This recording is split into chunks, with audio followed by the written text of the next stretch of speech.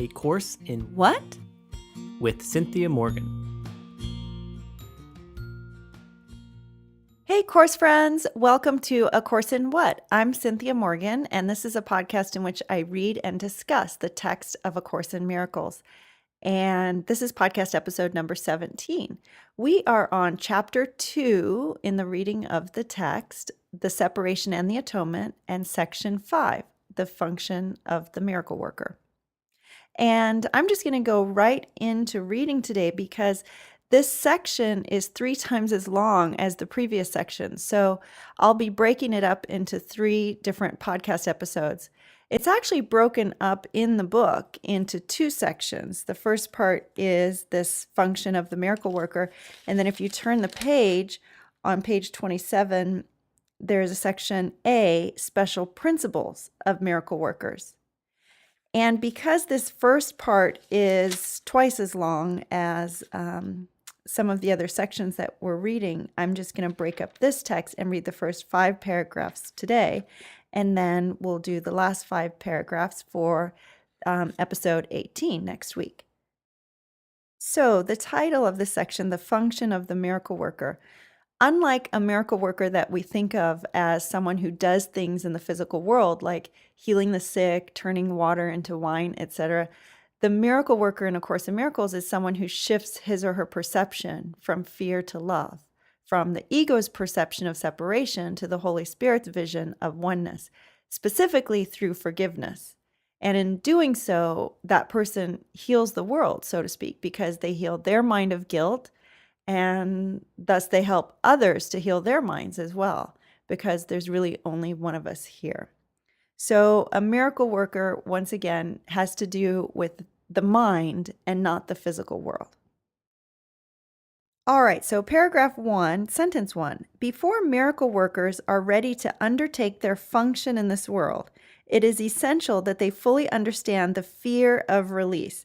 So this is a little bit of a play on words because you may recall the last section we read, section 4, is called Healing as Release from Fear.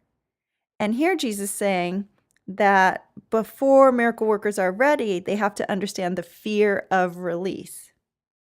In other words, we have to understand how deeply invested we are in the ego thought system, how deeply invested we are in the body being real to us, in our individuality.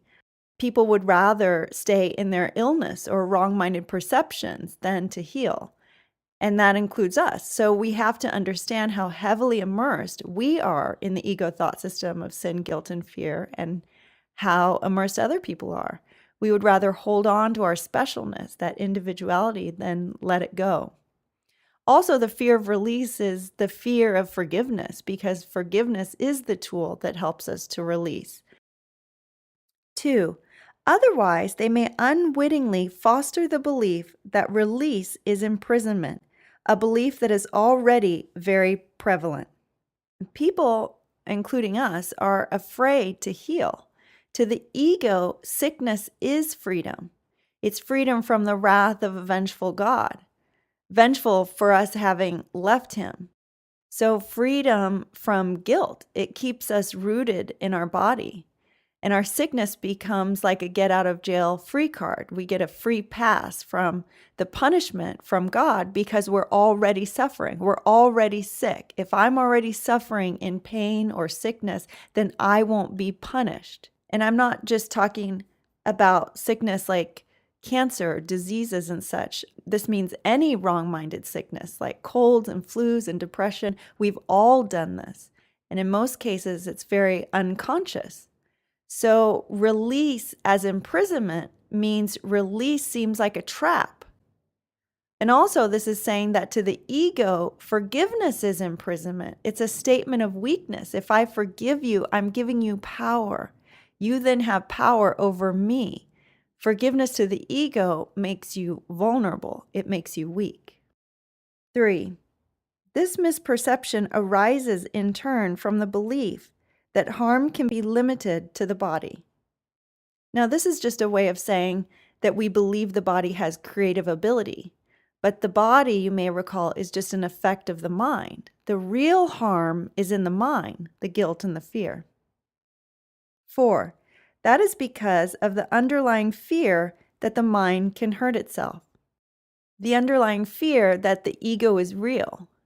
The ego would be the only thing that can hurt itself in the mind, and the ego is just a mistaken thought. 5. None of these errors is meaningful because the miscreations of the mind do not really exist. So again, we just talked about that. The miscreation of the mind, the ego, and all of its effects don't really exist at all. 6. This recognition is a far better protective device than any form of level confusion because it introduces correction at the level of the error. So it's better to understand that the ego isn't real than to try to correct the body, because then we're introducing correction at the level where it occurred in the mind. 7. It is essential to remember that only the mind can create and that correction belongs at the thought level. Okay, I just mentioned that. 8. To amplify an earlier statement, spirit is always perfect and therefore does not require correction. So there's a part of your mind that's perfectly healed. We just need to remove the blocks to the awareness of its presence, as the introduction states. 9. The body does not exist except as a learning device for the mind. So you could read this as a learning device for the decision maker in the mind. I think decision maker is mentioned once in A Course in Miracles, and Kenneth Wapnick used that idea a lot, that there's the split mind, but there's also a decision maker in between that split mind that can make the choice to choose the ego or the Holy Spirit.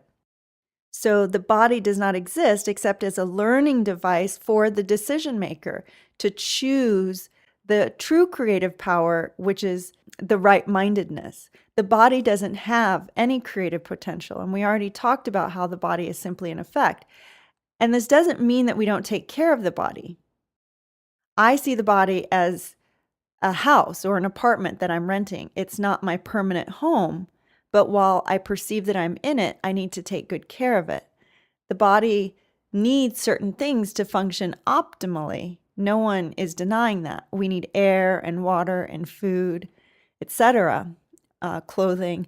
Although you may have heard the study they're doing on that man who is the breatharian, the yogi, and they've been studying him for 75 days, watching his every move, and he's living just fine without food and water, just in a meditative state.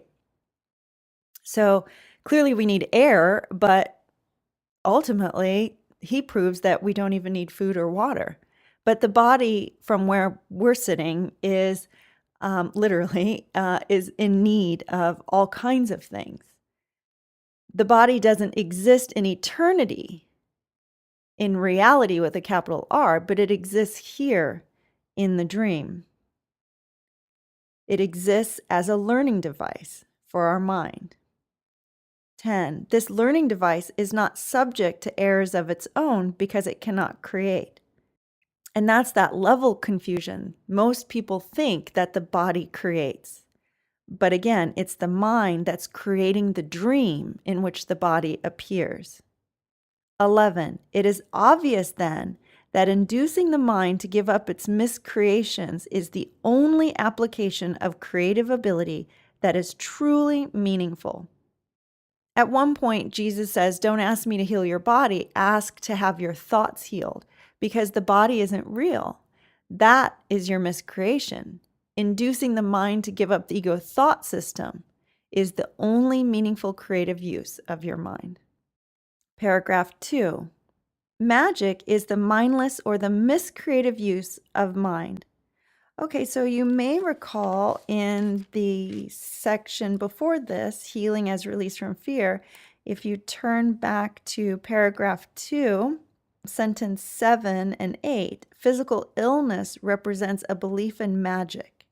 And here he defines magic. The whole distortion that made magic rests on the belief that there is a creative ability in matter, which the mind cannot control. So magic is using physical means in order to heal the mind and to heal the body. So going back to our first sentence, magic is the mindless or the miscreative use of the mind. It's mindless because it excludes the right mind. It excludes the Holy Spirit. It's of the ego or the miscreative part of the mind. Sentence 2, physical medications are forms of spells, but if you are afraid to use the mind to heal, you should not attempt to do so.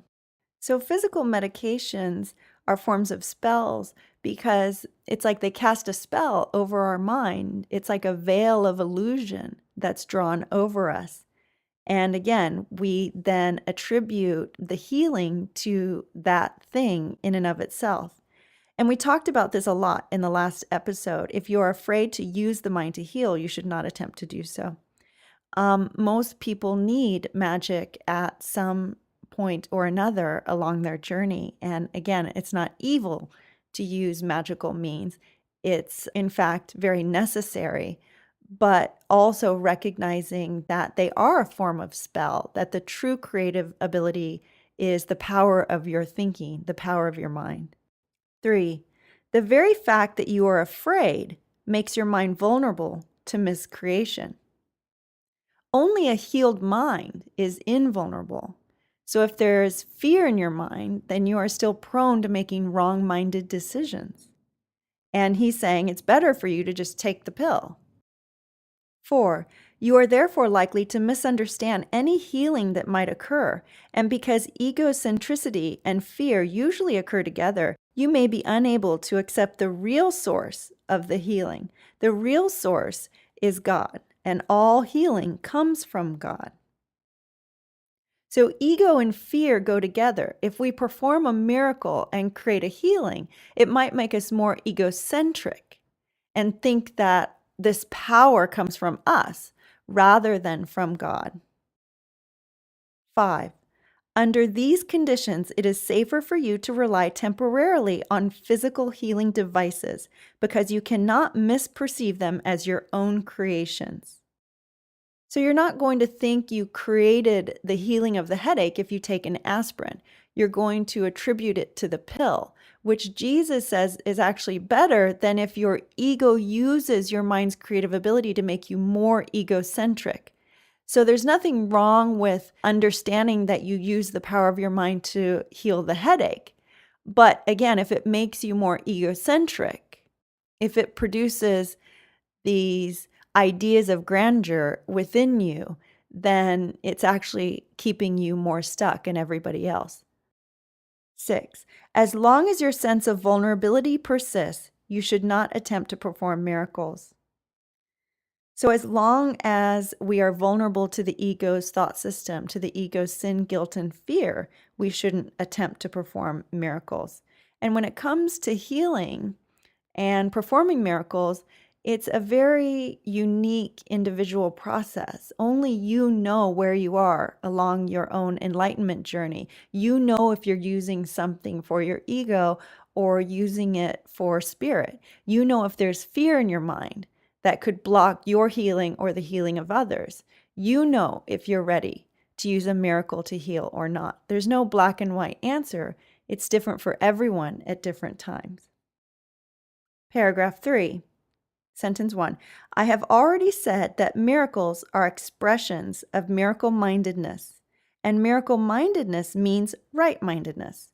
So here he's saying that these words are synonymous, miracle-mindedness and right-mindedness. You have to be in your right mind in order to have a miracle, to shift your perception. Your right mind is where the Holy Spirit resides. That's the creative part of your mind. But this isn't saying right brain, creative part, left brain, logical part. From our right mind, we see things clearly. We see beyond the illusion. 2, the right-minded neither exalt nor depreciate the mind of the miracle worker or the miracle receiver. So we see the mind exactly in its light, in its truth. We don't exalt it nor depreciate it. the miracle worker sees the mind in its true light, that we're joined together with the mind of God. 3. However, as a correction, the miracle need not await the right-mindedness of the receiver. So the purpose of the miracle is to restore our minds to that truth, that we are joined with each other in love and with God. So we wouldn't wait until someone is healed in order to see them differently. We see them differently now, and that is what restores them and us. If you think of somebody that you've been thinking about who needs to change in some way, that's not helpful necessarily. What is important is to recognize the truth about them, is to see them as already healed. And that restores your mind and that other person's to truth. 4. In fact, its purpose is to restore him to his right mind. Okay, I just mentioned that. 5. It is essential, however, that the miracle worker be in his right mind, however briefly, or he will be unable to reestablish right-mindedness in someone else. Notice here that Jesus says briefly. We're not expected to be enlightened, to all the time be in our right mind in order to perform miracles. We just need to be in our right mind briefly. We need to glimpse the truth and see beyond the ego's veil. Paragraph 4. The healer who relies on his own readiness is endangering his understanding. So a healed mind is one that relies on something beyond the ego, the Holy Spirit, God, or Jesus, however you see that. That's where your true strength comes from. 2. You are perfectly safe as long as you are completely unconcerned about your readiness, but maintain a consistent trust in mine. So our readiness is a consistent trust in God or Jesus. That's what a healed mind is. It's one that relies on God. That mind can have no sin, guilt, or fear. It is naturally in a state of miracle-mindedness or miracle readiness. 3. If your miracle-working inclinations are not functioning properly, it is always because fear has intruded on your right-mindedness and has turned it upside down. So that's thinking with the ego, of course. Upside down thinking is relying on ourselves, on believing that we are separate, thus believing the body and the world are real. When you rely on yourself, you have to believe in separation. You have to believe that the body and the world are real. One follows the other. 4. All forms of not right-mindedness are the result of refusal to accept the atonement for yourself. So that refusal to accept the atonement is that we're denying the truth, which is that everything has been undone already, that all healing has occurred. And that's the atonement, that the carpet of time has been rolled back up. So our not right-mindedness is the result of the refusal to accept that. 5. If you do accept it, you are in a position to recognize that those who need healing are simply those who have not realized that right-mindedness is healing. So it, meaning the atonement, that you do accept that truth. And when it says you are in a position to recognize that those who need healing are simply those who have not realized that right-mindedness is healing, it's those who do not yet realize they have a mind that's capable of being changed. You recognize, you are aware that they are in their wrong mind. And you notice this is important that it says you recognize it. It doesn't say you do anything. You just recognize that they're asleep. They don't need to be punished. They need to just wake up. And your recognition of that can be the means to help them begin to wake up because all minds are joined. And your recognition of that helps you to stay awake as well. Paragraph 5, sentence 1. The sole responsibility of the miracle worker is to accept the atonement for himself. It's in italics because it's an important sentence. And you don't see that very often in A Course in Miracles. So you know that something is serious, something's up when the whole entire sentence is in italics. It's one of the most often quoted lines of A Course in Miracles. We'll read it again. The sole responsibility of the miracle worker is to accept the atonement for himself. Now, I think some Course students use this line as a justification of not having to do anything else, but just sit around and heal their own mind. And part of that is true. We must heal our mind first. Again, we have to be in our right-mindedness. But again, he's saying briefly, we need to just get glimpses of that right-mindedness in order to perform the miracle. But this whole entire section is talking about miracles in relationship to others, to helping others, extending those miracles, helping other people wake up. So Jesus isn't saying that you don't have to do any work in the world to help the world wake up and to heal, but he is saying that you can't do it properly and with my guidance unless you ask me which miracles need to be performed. In other words, you should be under my communication. And that is accepting the atonement for yourself. Because of yourself, you'll just be acting on the ego's guidance. And that will just lead to more miscreation. So let's read it one more time. So our sole responsibility is to accept the atonement for himself. That's the first priority. But again, it's not the last. We then extend that into the world. 2, this means you recognize that mind is the only creative level and that its errors are healed by the atonement. So as miracle workers, when we go out into the world and we do whatever we do because we're meant to do things in the world, otherwise, we wouldn't have this whole entire Course in Miracles. Helen wouldn't have scribed this. That was her doing. That was her gift to the world. That was her service. So we're all meant to be of service in the world. We're all meant to first accept the atonement for ourselves, to heal our mind, and then to go out into the world. So this sentence number 2, this means you recognize that the mind is the only creative level because you want to, when you go out into the world, you want to not have level confusion. You want to, even though you're working on the physical level, be able to recognize the real problem, which is the decisions and the choices that people are making in their minds, choosing separation and fear. Of course, the result of that is all the chaos and the cruelty and the suffering that we then see in the world, all of that destruction. 3, once you accept this, your mind can only heal. So once you accept the atonement, your mind will only heal because it'll be under Jesus' guidance. You won't be prone to that level confusion, to miscreation. You'll only be truly helpful in every situation.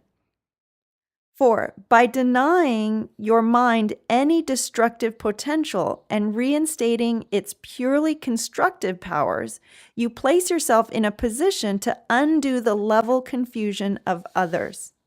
All right, so I sort of just talked about that. You help others to begin to understand that their creative ability is in their mind too.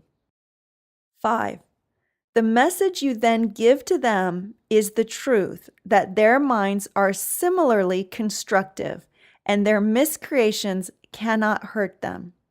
So you demonstrate to them or you help them recognize that they are powerful creative beings, that they're not victims of others, of their bodies, of the world, that their true power is in the mind. You reinstate their true power and help them remember that all healing is of the mind. 6, by affirming this, you release the mind from over-evaluating its own learning device and restore the mind to its true position as the learner. So you release the mind from giving power or creative ability to the body, and that restores the mind to the recognition that you as the decision maker have the choice of where you'll place your power. Okay, so as you can see, these first 5 paragraphs, it's all about restoring our mind to our real, true creative potential, which is in that connection to the Holy Spirit or to Jesus or God, however you see that in your mind. And I think that we'll stop right there. We'll read these first 5 paragraphs, and then we will read the last 5 paragraphs in the next podcast episode. All right, so if you would like to stay in touch with me, I can be found on Facebook at facebook.com/Cynthia Morgan Hypnotherapy, or on Twitter at Cynthia S. Morgan. And you can contact me through my website, cynthiamorgan.us, or email me if you have a question or a comment or just to introduce yourself. I love receiving those. And that email address is acourseinwhat@gmail.com. So thanks again for joining me today and for listening and taking this journey. And if you'd like to say the summary of A Course in Miracles with me, that would be great. Nothing real can be threatened. Nothing unreal exists. Herein lies the peace of God.